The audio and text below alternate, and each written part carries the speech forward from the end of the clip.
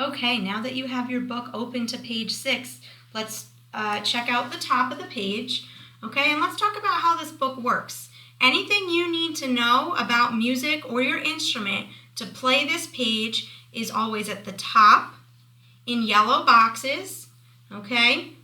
And that's where it's going to explain anything new you need to know. So maybe you know some of these things from music class, maybe you know some of these things from playing another instrument, but this is always where we check first before we play anything on the page. You will also see that any new notes that we learn on this page are in like a tan box on this side, and we'll talk about that as we go down the page. So now go to the top of page 6 and let's investigate some things you need to talk about.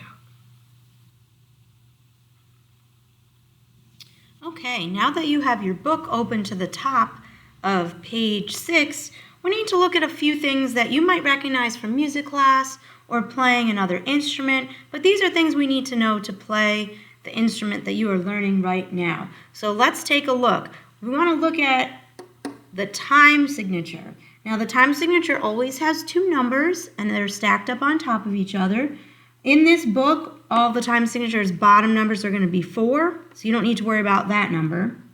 But the number on top is going to tell us how many beats are per measure or how many quarter notes are per measure. So you might hear me counting you off every time we play, like 1, 2, 3, 4, and you might even hear my foot tapping. That tells us 4 foot taps in a measure. Okay, so we call this 4, 4. If there was a 3, it would be 3, 4. But since it's 4, 4, we count 1, 2, 3, 4, 1, 2, 3, 4. Okay? So now we know our time signature. We're going to look at this note that looks like a donut. Okay? You might remember this from music class, but this is a whole note. A whole note means you play or you blow, or if you're playing bells, you let it ring for 4 beats. Okay? So 4 beats for this guy, that's 4 beats of playing. And you guessed it, that is a whole rest. And that is 4 beats of not playing. That doesn't mean you take a rest or take a nap. It just means make sure when you see a whole rest, the sound stops coming out of your instrument. So if you're blowing, you stop blowing. If you're playing bells, you make sure you don't hit anything during the whole rest. So now we're going to use these markings to play the songs on page 6. So now you can go to the next video.